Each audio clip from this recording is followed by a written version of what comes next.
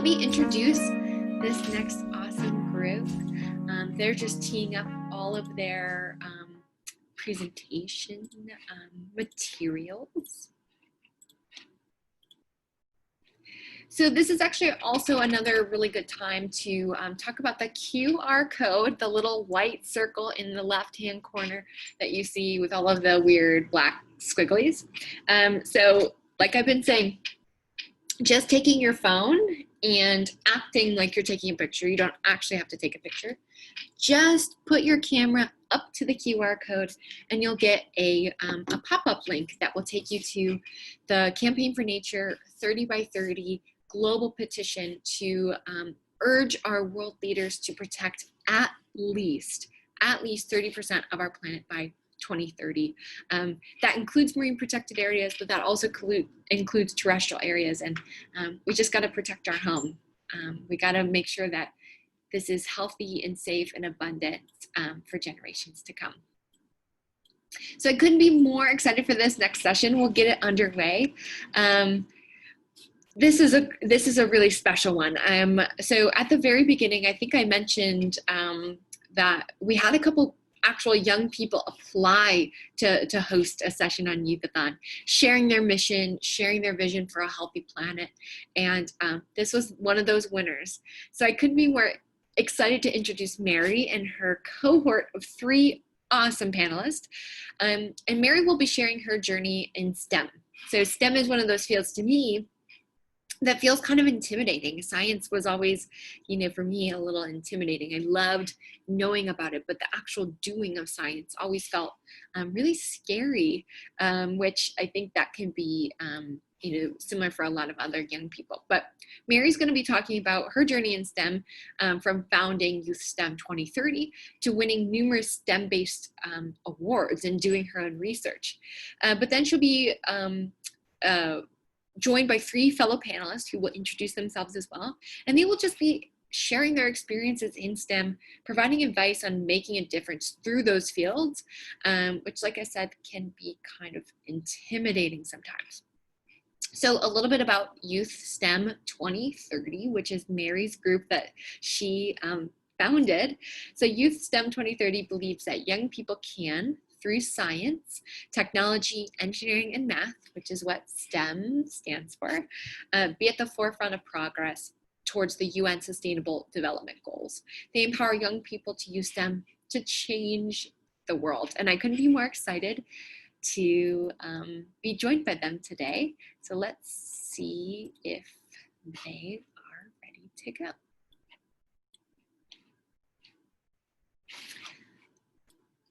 I don't know if I see Mhairi yet, but Lela and Hannah are here, who are the 2 panelists, 2 of the 3 panelists. Let's see where she's at. Oh, and Anne's here too. Oh, yay. Promoting Anne. To panelists, so good. You all feel free to turn on your videos, and we can start chatting until Mhairi gets here if you'd like. Yay, there's some cool faces. Hi, friends. Hello. Yeah. Tell me, where are you joining us from and what time is it? I'm joining you guys from Hilo, Hawaii, and it is currently like 11 p.m. Whoa, okay. And I'm here from Florida, and it is 5:10 in the morning. I applaud you. I applaud you. I love it. That's amazing. I thought, Hannah, you were from the US, so I was like, I wonder what time it is. So I'm in Chicago and it's 4 a.m. here, which is equally a fun time as 5 a.m. or 11 p.m. For Lela. And then I think Anne's on as well. Let's see if her videos.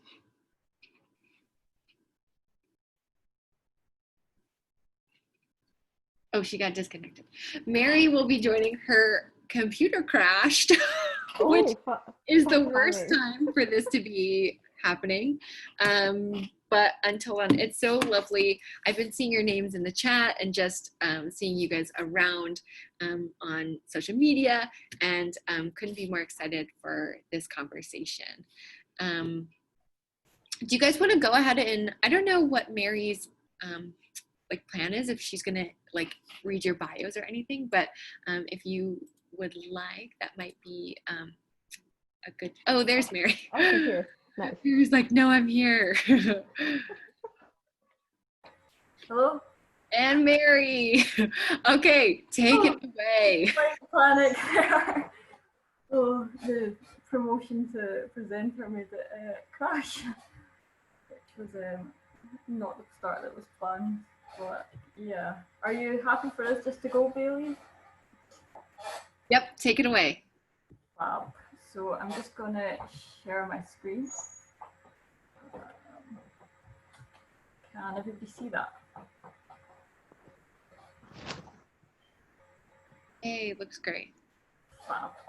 So, hello everyone. Thanks so much for having us here today. I'm Mhairi. I'm really looking forward to being here because I was one of the people that entered the Sea Youth Rise Up competition. So I'm really looking forward to sharing a bit about how you can make a difference to the oceans through science, technology, engineering and maths, or STEM. And also really excited to have some other awesome young people with us here today. So we've got Lela, Hannah and Anne-Rosa.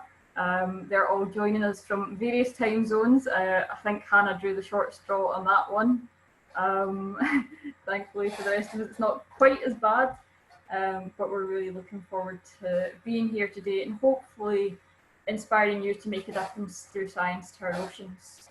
So a bit of background. I'm the founder and CEO of Youth-A-Thon 2030, which is a non-profit that seeks to empower young people to use science, technology, engineering and maths to change the world, basically, to make a difference to the biggest problems that we have in the world. I'm from Inverclyde, which is a small place on the west coast of Scotland, and I'm 21. And this session is going to kind of have two parts to it. So first I'll speak a little bit about what we do at Youth-A-Thon 2030, how you can get involved, and kind of showing you what tools are out there to help you. And then we're going to hear from our fantastic panelists about their journey, hopefully show you that anyone can do STEM and young people can make a real genuine difference through STEM. So with this event obviously being themed through World Oceans Day, thinking about the problems that do exist, there's quite a lot of them. You know, from ocean acidification to the plastic pollution, and you know, nutrients from agriculture ending up in our water, which causes a lot of problems along coastlines. And these problems are quite big, but they also do exist at more localized levels. So when thinking about these problems, don't be intimidated. They are, you know, they are serious problems, and you know, I know that some of the other participants and presenters in the Youth-A-Thon have already touched on them, particularly the plastic one. So I won't go too much into detail about them, but I think it's worth recognising that there's different problems that exist, and you know, these three are examples of the land-based ones, but we've also had presenters that have talked about problems of racism within the environmental sector and things like that. So it's not just the environmental ones, there's also a big human social impact element to it as well. And when it comes to problems like these, I think that there's kind of two key beliefs that I kind of think about. The first of those is that science, technology, engineering and maths, or STEM, can help solve some of these the world's biggest challenges. And that applies for a whole multitude of challenges, not just ones related to the oceans. So I guess that, you know, if you're attending this event, you probably have some interest in the oceans, but it might not be your only interest, and it might not necessarily be the only thing that you want to pursue. And, you know, when we're talking about science, it doesn't necessarily need to be what your career is. It can be something that you do in the same way that you might have a hobby of doing music or sport. And so these challenges that exist in the world, I think, are well outlined in the UN Sustainable Development Goals. And that's kind of what Youth STEM 2030 is kind of underpinned by. These are 17 goals that are agreed by all countries globally that basically provide us a global blueprint for a better world. We need to achieve these by 2030 because there's lots of problems in the world.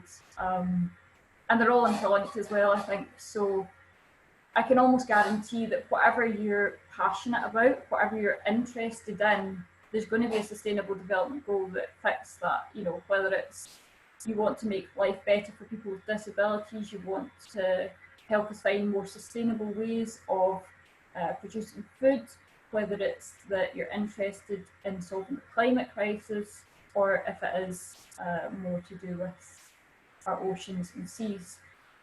And I can almost also guarantee that science can be part of those solutions. You know, for every problem, a lot of them can be solved with STEM. And the second belief that then kind of goes along beside that is that young people can make a difference. We already know, and it's kind of well recognised, particularly these days, that young people make a difference through campaigning. You know, obviously the climate movement is huge, and it's not the only one. We've seen a lot of young people making a difference through campaigning, but also through art and music. But young people can also make a difference through science. And that's kind of where then our focus is. So these two beliefs combined is what makes Youth STEM 2030. So in terms of what we actually do at Youth STEM 2030, our flagship project is called Youth STEM Matters, and this is a platform for youth to share your research, your ideas and your innovations. And we hope that by doing that, we'll help them have maximum impact. So by that, I mean that a lot of young people are already doing science, and they already are making a difference. But what happens once they've finished that competition or entered that science fair? Often not a lot. But also there's lots of young people that don't know that they can make a difference through STEM. And, you know, I can definitely relate to that because that was me until I was about 17. You know, I had no idea that you could do science as a young person and make a difference. So that's kind of where we seek to make a difference. In terms of how you could get involved in that, Youth STEM Matters is run entirely by a volunteer team. That's an awesome group of young people from all around the world. They all have different backgrounds, different interests. Some of them have lots of experience doing scientific research, some of them don't, and that's okay.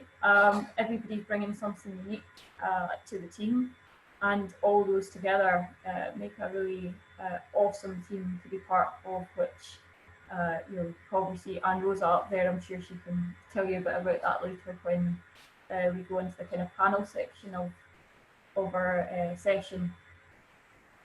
So applications did just recently close, but they'll be reopening again later this year. So do keep an eye out for that if you would like to get involved. You can also write an article. So I think it's really important that young people are able to be heard on these big issues. Too often we see that young people have opinions, but they're not listened to.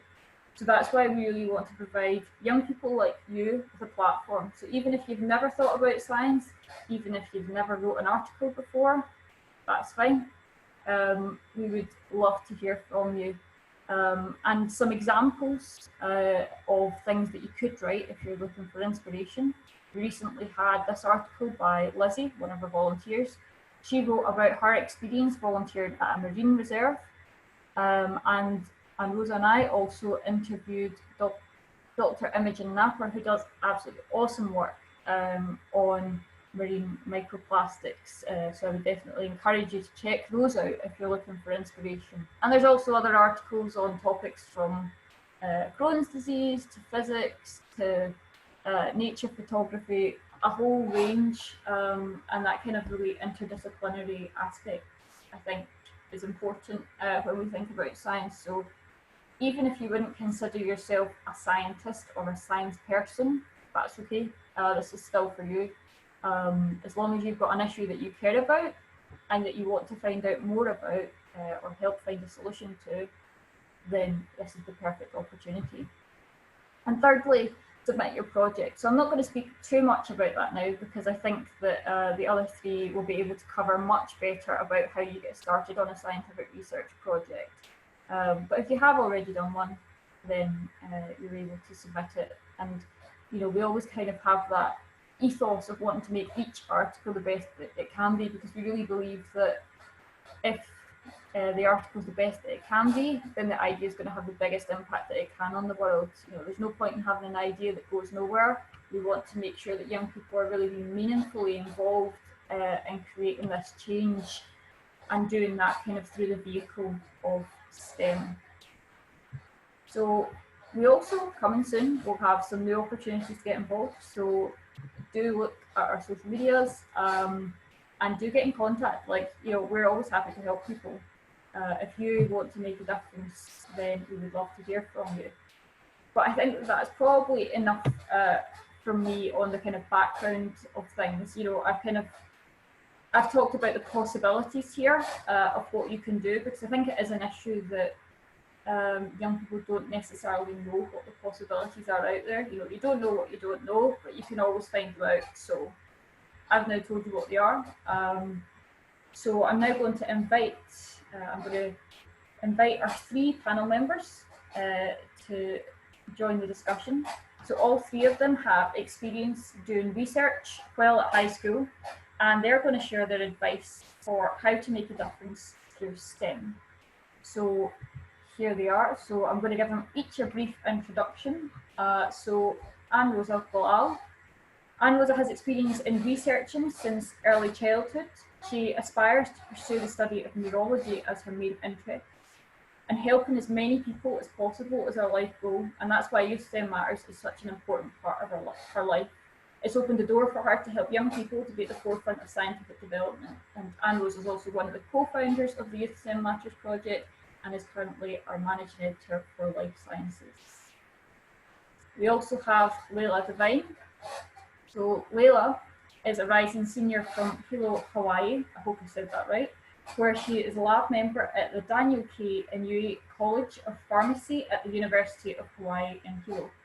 As an advanced open water scuba diver with NEUI worldwide, she's been diving for 6 years and conducting research for 7 through a combination of marine and environmental sciences, and more recently, marine anti-cancer-based pharmaceuticals. And she was recently recognised as a finalist of Regeneron ICEF, which is a huge science fair that brings together some of the world's most talented young scientists, and she was a finalist there. And last but not least, we have Hannah Herbst. Hannah is a 19-year-old student who's working to solve problems, inspire others, and make the world an overall better place. Hannah won the title of America's Top Young Scientist in 2015. She exhibited at the White House Science Fair and was named in the Forbes 30 Under 30 list. And she's also spoken around the world as an advocate for STEM youth. And all I can say to that is, wow. It's so fantastic to have you all joining us today. For the audience, we're going to have a mixture of pre-prepared and audience questions. So if you have questions, please do send them in and we can ask our panelists. Even if it's for a specific person, then we can ask them that. So I'm going to kind of start off here, I think, with the question of how did you first get into doing research as a student? So Lela, do you mind starting us off? Yeah, so actually kind of a funny story. I started doing research just for my school science fair. I was in like 5th or 6th grade, and it was just kind of the sort of thing that I thought was like a requirement for anyone who was in like those specific science classes. But I ended up starting off with like a basic plant project, and then I got my scuba certification, and I ended up doing this like basic reef water quality project called Determining Reef Health. And it was through then I actually started to have different scientific conversations with people, and I was able to talk to all these judges and all these new people in the field. And I felt like it was those conversations that really sparked what I was interested in terms of research, and that's kind of like what I ended up going into. for like years to come. Thanks so much. So it is really interesting how something that starts as a requirement can become a love. How does that compare to your experience, Anne-Rosa? Right. So I think it's a bit similar, actually. It was just part of school, like some research in regards to like human physiology. That's the sort of thing I started with, because we had fairs at school as well. And so we kind of had to prepare some pieces and present them to the school. And that's how I sort of got started into like reading further about a topic that I'm interested in and just sort of writing up and presenting it. And that's the sort of how I started.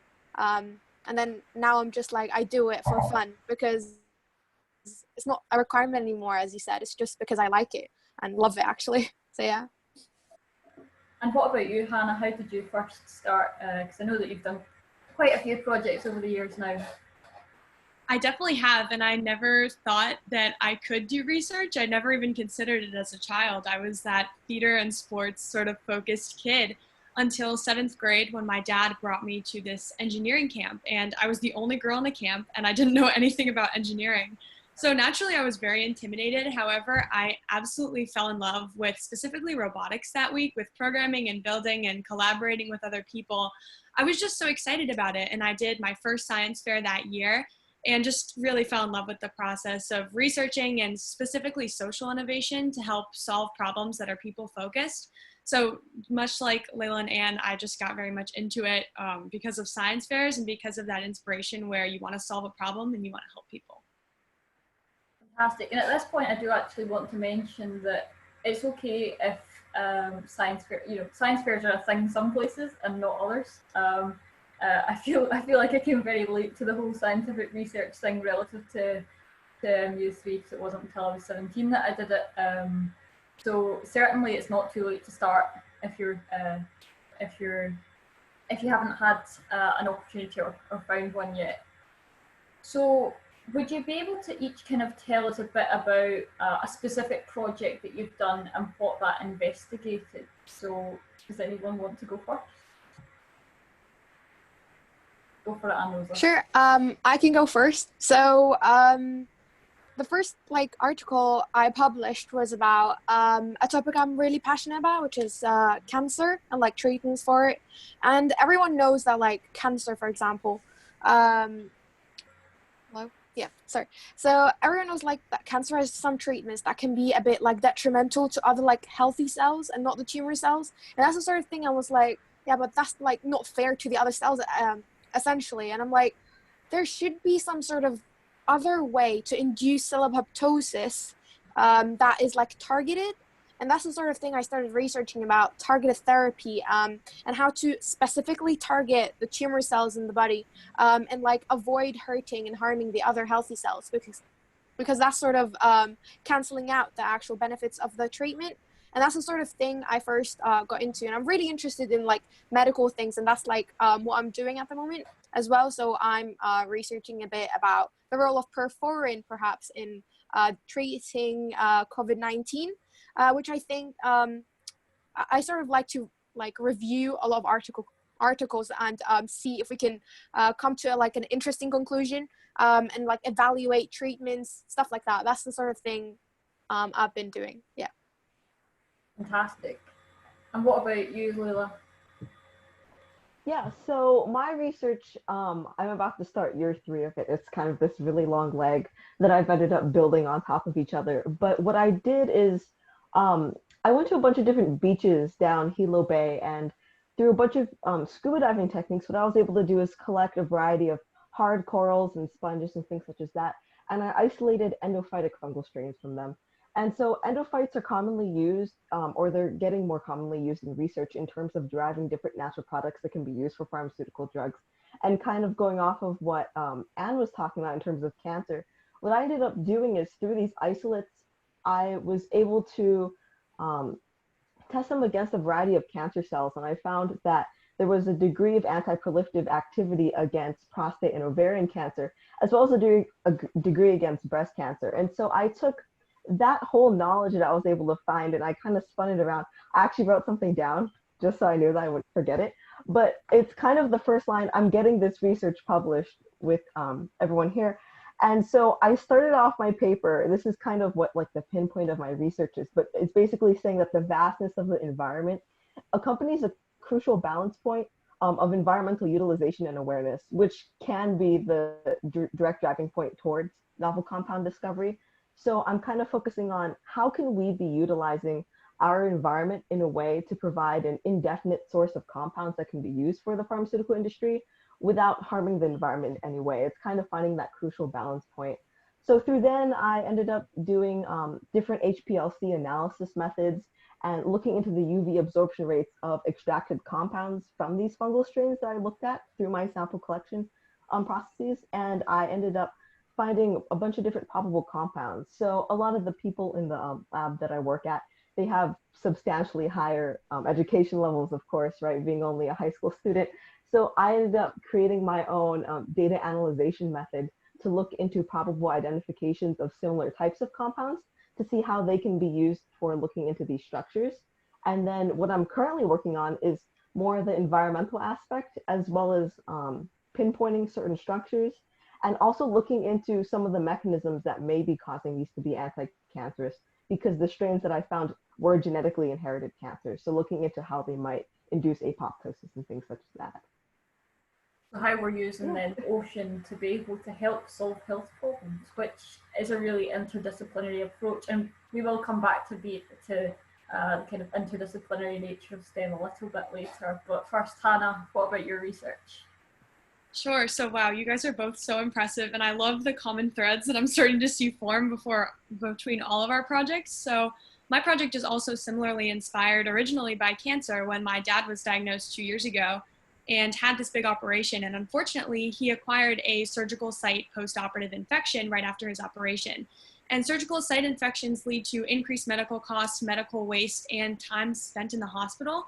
And that certainly held true in our family. And I was very concerned as to how this seemingly preventable issue could take such a strong hold on our world with over 20 million new cases per year. So my project stems out of that. And at the time of his diagnosis, I was working in a shark biomechanics lab with the ocean, of course. And I was specifically researching shark skin as an antibacterial surface. And so the puzzle pieces just kind of came together in that moment. And I knew I wanted to combine the interesting nature of shark skin and how it had anti-fouling properties, meaning that it didn't allow bacteria to settle on the surface just because of its structure.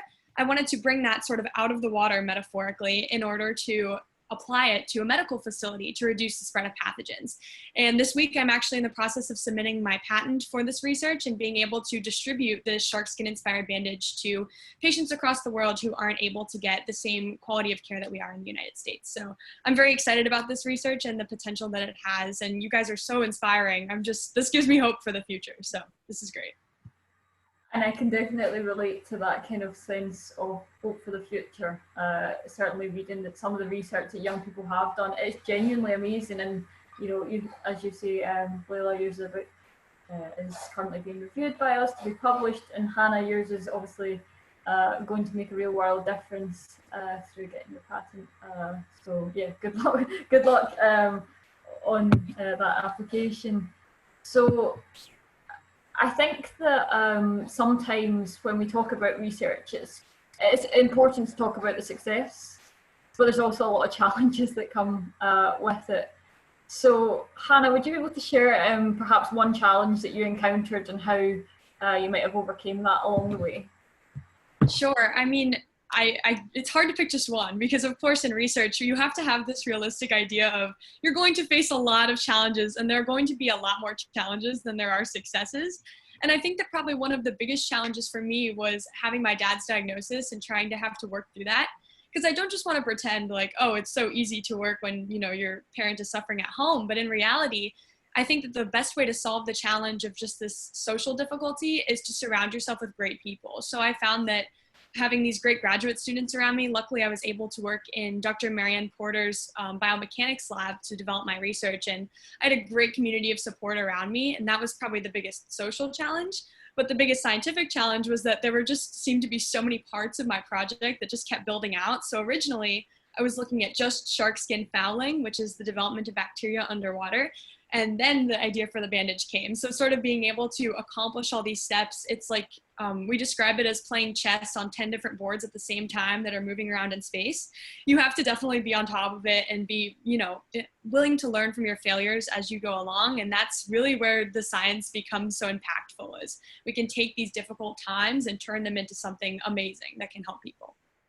Definitely, and I think that that's definitely a kind of common thread amongst many young people that are doing science. They've experienced a problem, or someone close to them has, and then they've then used that experience to be able to make a difference. And I think that that kind of comes back to the whole idea of there's kind of, I think I see it as there's been two different types of experience you can have. You can either have experience by education, where you learn how to do something, or sorry, you can be either an expert by education, where you learn how to do something, or you can be an expert by experience. And I think that that's what young people can really bring to STEM, their own experiences, and that's totally valid as a form of experience. So like Lela was saying earlier about maybe not having as much qualifications as the people that she was working along with, that's okay, because young people can bring fresh new ideas. So what about you, Anne-Rosa? What challenges have you encountered along the way?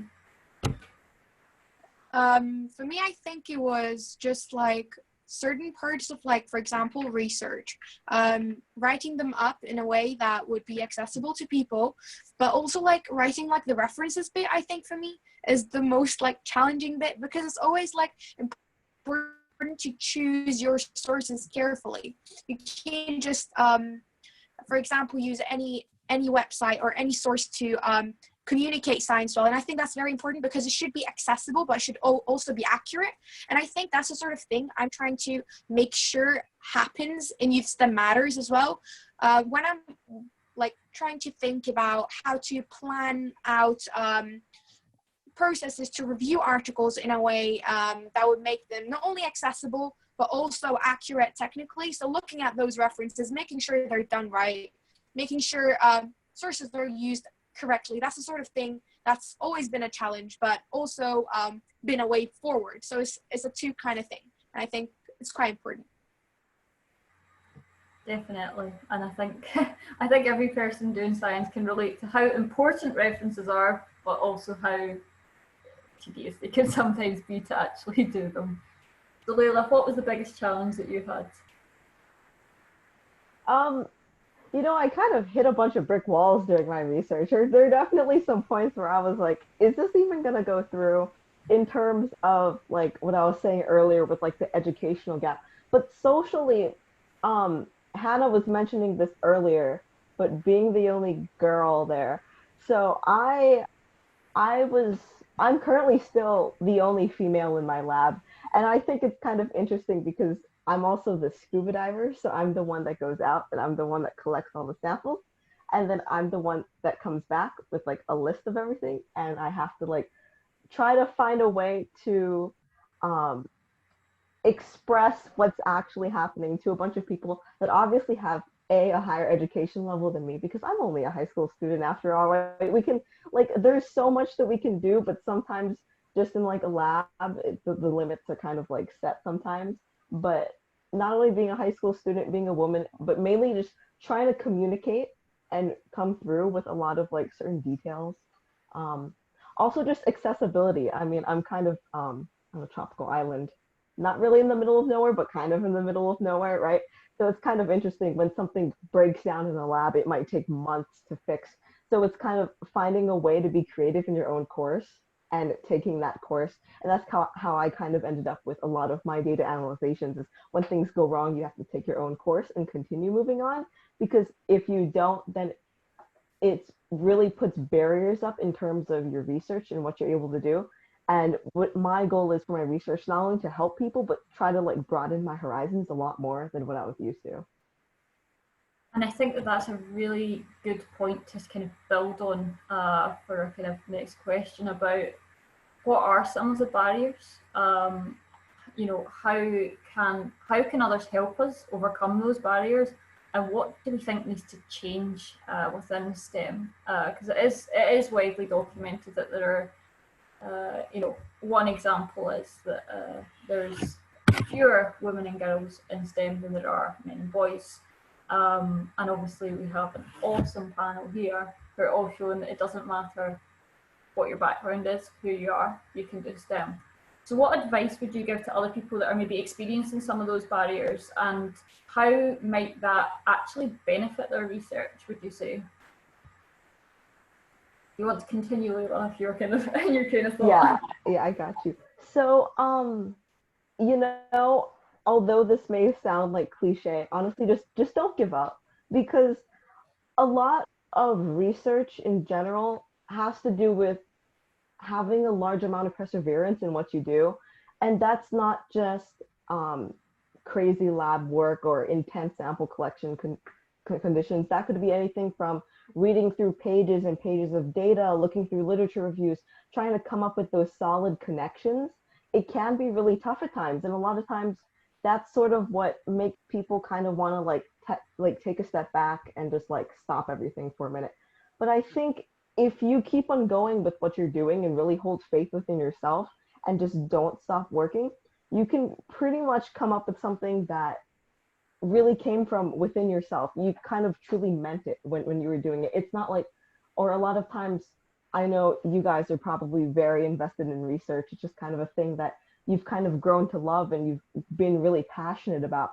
And a lot of that has to do with not letting those boundaries and walls get into your way and just continuing on the path that you feel is right, because in the end, something is going to work out. Even if that means the other 9 trials failed, something didn't work out, your samples got contaminated, you can always try a different approach. And that's what's great about STEM, is there's so many different pathways that you can take. And I feel like that's really important for people to remember when they're facing hardships in research. Definitely. And Rosa, Hannah, did either of you have something that you want to add to that?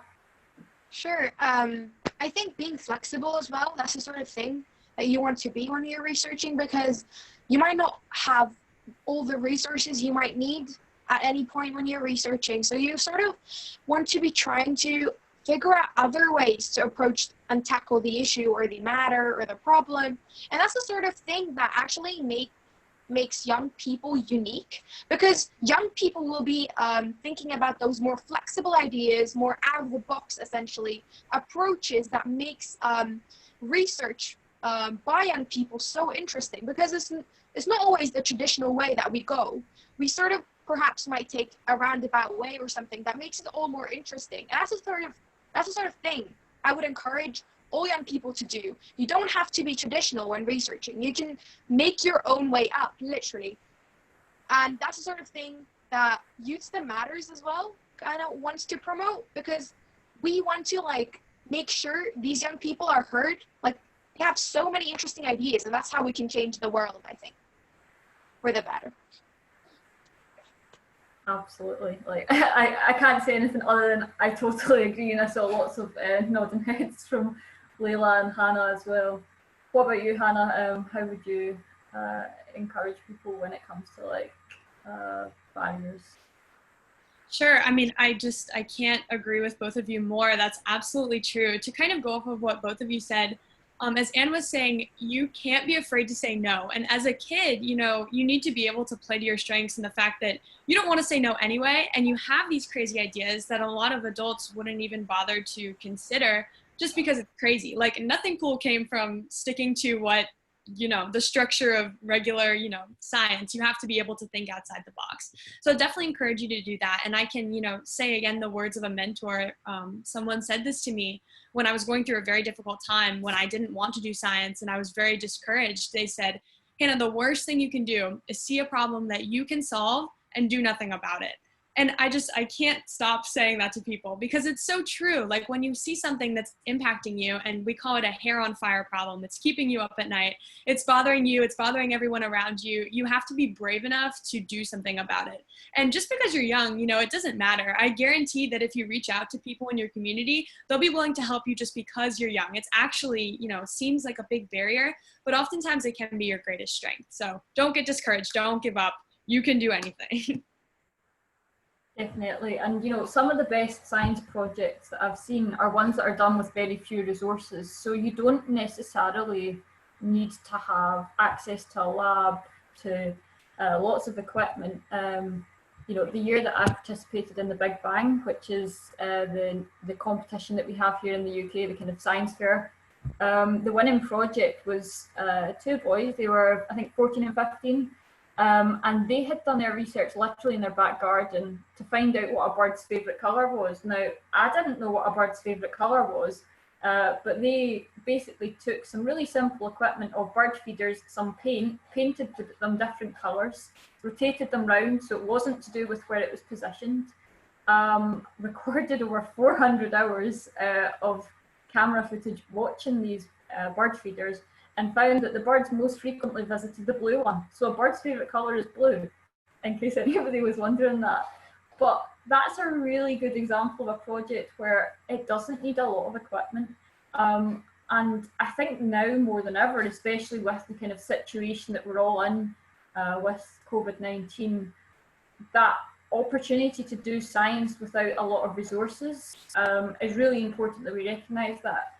So Anne-Rosa, I know that most of your research is focused on what we call review research, which is where you look at the work that other scientists have already done and evaluate that to try and propose some sort of conclusion of what would be best. So can you maybe very briefly speak about your experience of doing science with no resources other than the internet and papers that you could find on the internet? Yeah, so yeah, I've been doing review mostly. So because I have not really had access to, let's say, labs or anything, I've sort of been working from home, from my own desk, trying to read on things that I'm interested in. So when it comes to review, I usually try to find peer-reviewed resources, peer-reviewed papers by other scientists in the community and read through them, understand them, then try to read other sources as well and try to compare, make links between different ideas.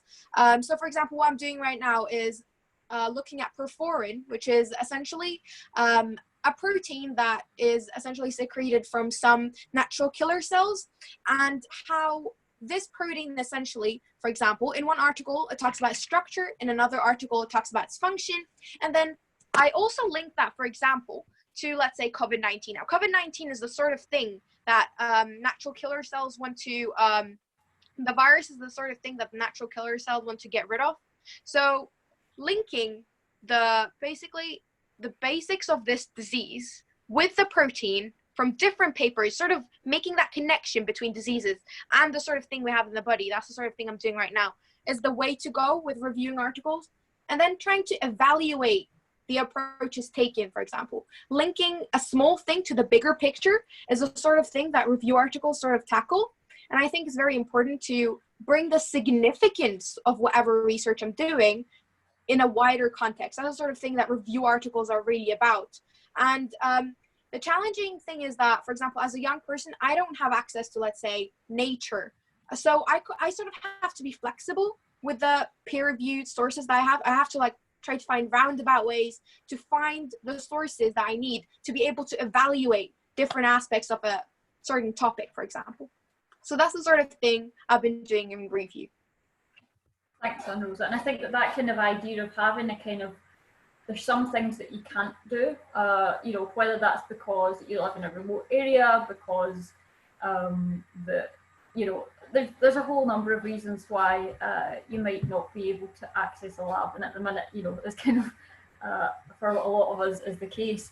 But it just shows that you don't necessarily need that to be able to make a difference. As long as there's something that you're interested in, a great place to start is just reading about it. And I think that sometimes some of the best ideas come from when there are very few resources and therefore you're constrained, but that means that you need to find new ways of doing things.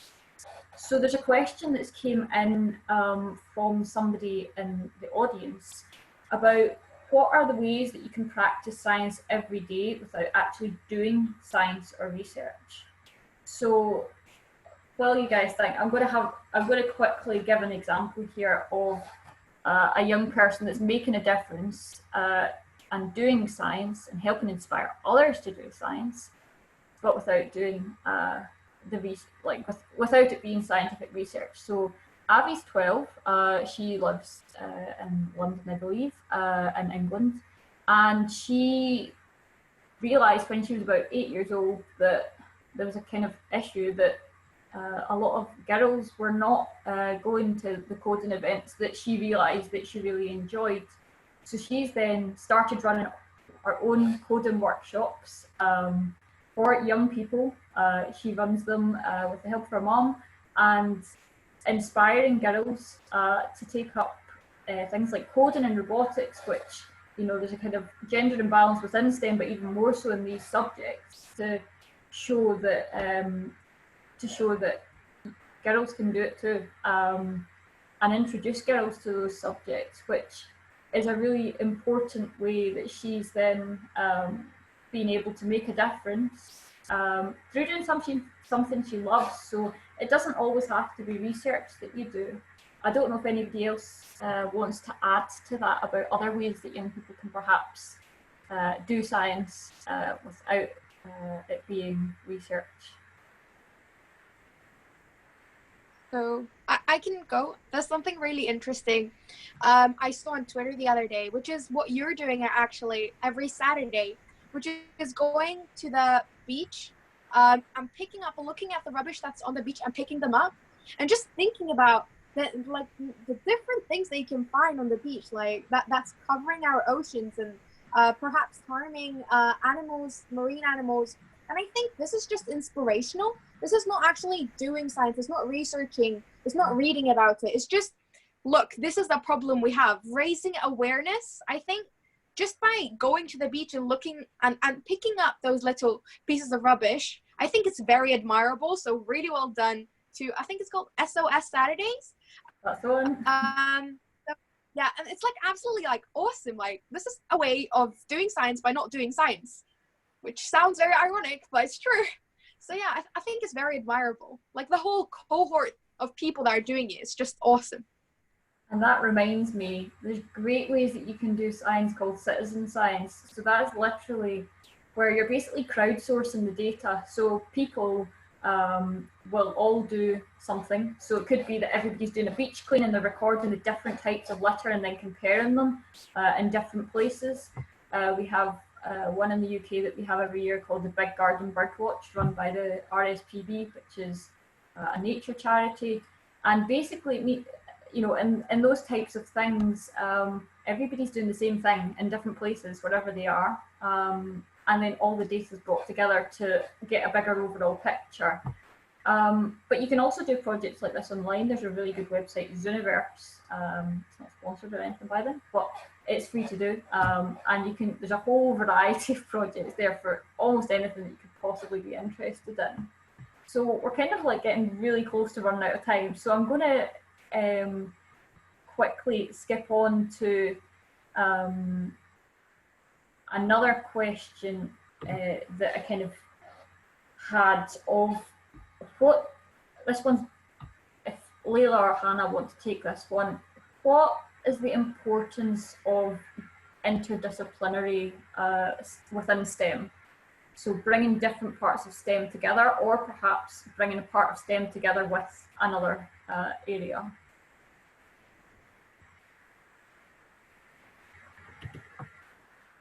Do you want to go, or do you want?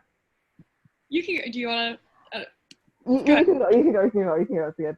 Okay. I mean, Yeah. I think it's definitely important to be able to bring together different disciplines in science, and not only in science but outside science can be completely. It can change the entire face of your project. And I really like this quote from Albert Einstein: "Without God, there is no science." And I find myself bringing my faith into my research all the time, and having even that interdisciplinary approach can really allow me to sort of expand past just sitting in a lab.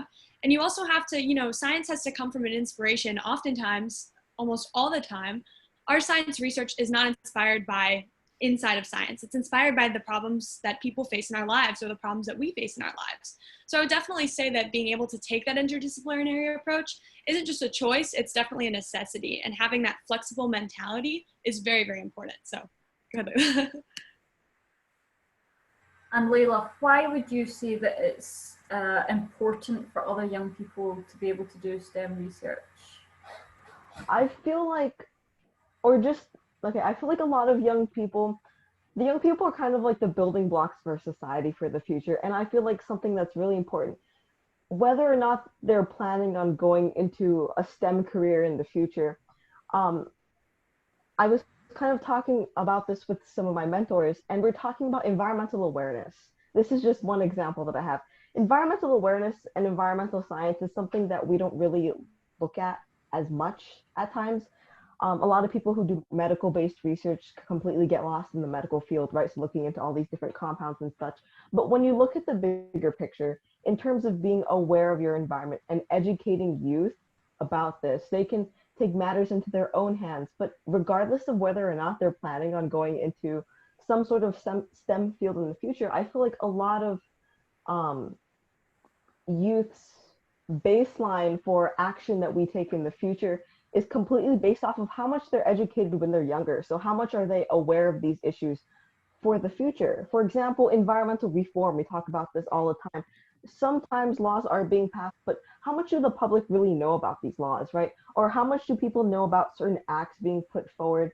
And a lot of this stems through a lot of environmental based research. But if we educate youth from a younger age, and if they get used to looking into these new patterns and links and looking into these new, I'm just using environment as like a baseline, right? But these like environmental based problems, they can really understand the reform and the changes that we're trying to make in the STEM community, and how that kind of builds off into this whole bigger picture of just kind of creating a better place, coming up with these new innovations and solutions that can be used worldwide. And while there's not like massive time to talk about it now, that point that you just raised there about the impact of science on lawmaking and policy making is so important. I think often science is kind of painted as this place where it's non-political. I personally really disagree with that idea, because science is absolutely political. It might not be party political, but it's absolutely political, because it determines, you know, a lot of science is funded by governments, but it also determines so many parts of our lives. You know, whether we decide to conserve our oceans, you know, what decisions are made in the world. So while we can't talk about that just now, because we're running out of time, I'm sure that we probably could have quite an extended discussion on that point.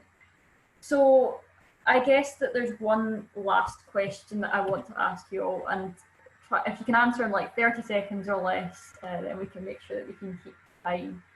So what would be your one biggest piece of advice for young people in terms of them getting into research?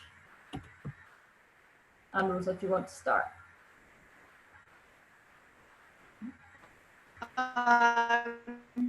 Sure. So this is no thing, but it's always Oh, I think we're losing you a bit there.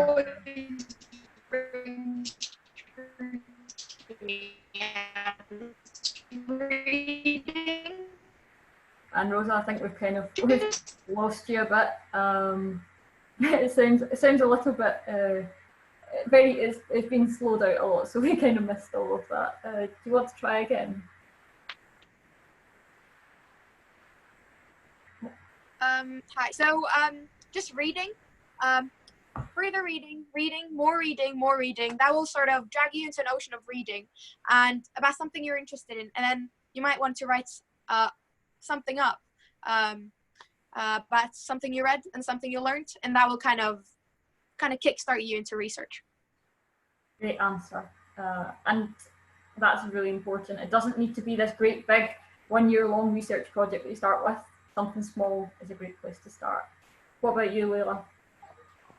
My biggest thing is like, not everyone is like a science kid, you know, not everyone is naturally, or I know a lot of people that do research and do all these science fairs from a young age. They're very scientifically driven, right? It's like science kids, woo. But I feel like regardless of whether or not you're a science kid, being aware of just like projects that are going on around you, I feel like, because it doesn't have to be some kind of very specific, like, oh my God, biological, some kind of specific chemistry, science research that you're interested in, but just some kind of project that's going on around you, making yourself aware of those projects and maybe thinking about new ideas or trying to think outside the box with those projects, thinking how maybe you could add to them. That's a really good start for research. And it doesn't have to be something that's like super pinpoint science, just something that you really like in general and kind of be able to build off of those projects that you're seeing. Absolutely, because I mean, science impacts all of our lives.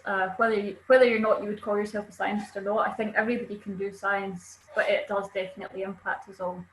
And what about you, Hannah? What's your advice for young people? Well, I definitely agree with both of you. And I'd like to say that you don't need a big fancy lab to do science. And this is something that I didn't know at the beginning. I thought, you have to be fancy and your project has to do all of this, but that's absolutely not true. I started my first research project building water energy collection prototypes out of cardboard boxes. And you can imagine how that turned out. But the truth is, you just need to have a great idea and you need to surround yourself with people who can help you. I usually say with the friends around you and the mentors in front of you, you can be able to create something very, very cool. It doesn't have to be expensive. You don't have to have experience. Just go for it. Don't be afraid to say no and tell the people around you what you're interested in, because you don't want to pass up an opportunity to do something really, really cool that could definitely help other people. So go for it. Don't be afraid. Wow, what a great way to finish our session. And I hope that young people that are all tuning in from all over the world can hopefully be inspired to take their first steps into science and kind of show that as long as you've got an issue that you care about, then and you're willing to kind of take action and be proactive about it, then you can make such a difference through STEM. So thank you, the three of you all, for joining us today, especially when it's at kind of unusual times for some of you. And yeah, thanks so much, Bailey and the rest of the people that were organising for giving us the opportunity to come. This was so special. We got so much love for your session here from a couple of people who are just tuning in on their phones and, not actually participants, but also on YouTube. They just loved all of this good science energy, math energy from some awesome female leaders that you all are. We couldn't be more thankful for you and our community. I think Hannah said it, that it makes me optimistic, right? Just this natural curiosity that you all have. It makes me feel like there has to be so many more out there that feel that kind of urge and desire to kind of solve the world's problems themselves and not wait for, to have 5 degrees in order to start that journey. You can do it right now with the things that you have, with the tools that you have, with the people around you. So thank you all so much for this wisdom, for just sharing a little bit about your journeys. For those of you watching, please give these young ladies a follow, love on social media, follow their research, follow their journey, see what they're doing. I know that they mentioned a couple projects that they are working on or are have done in the past. So give that some love too, because it's time we just uplift all of this cool work. So thank you guys so much. Get some sleep or have a great day for those where it's the afternoon. You all are awesome. Thank you so much. Thank you. Thank you. Thank you so much.